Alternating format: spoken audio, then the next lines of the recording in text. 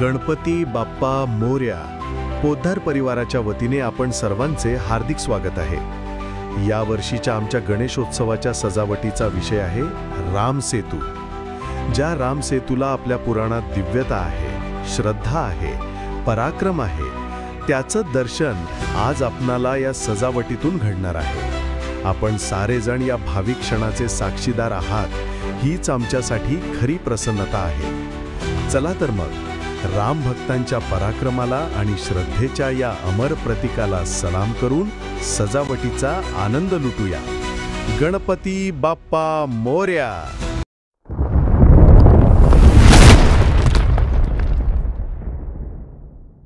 त्रेतायुग, धर्म आणि अधर्माच्या संघर्षाची वेळ. अयोध्येचा राजा श्रीराम आपल्या पत्नी सीतेच्या शोधात लंकेच्या किनारी पोहोचले. समोर उभा अथांग, उग्र आणि असीम समुद्र.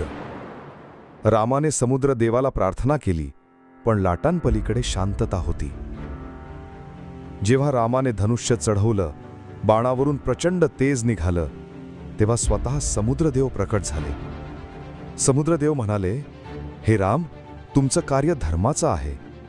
तुमची वानरसेना एक पूल बांधू शकते, जो समुद्रावर टिकेल, जो लंकेपर्यंत पोहोचेल.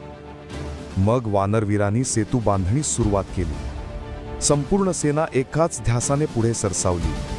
दगडांचा वर्षाव समुद्रात होत राहिला आणि प्रत्येक दगड जणू श्रद्धेच्या सामर्थ्याने तरंगत गेला. दिवसेंदिवस प्रयत्न चालू राहिले आणि अखेर समुद्रावर उभा राहिला एक दिव्य, अद्भुत पूल.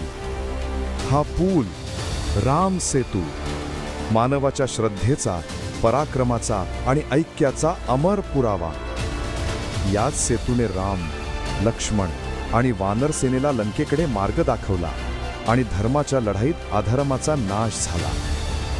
आजही भारतीय समुद्राच्या गाभाऱ्यात तो राम सेतू आहे, जणू सांगत आहे की सत्याचा विजय कायम राहील.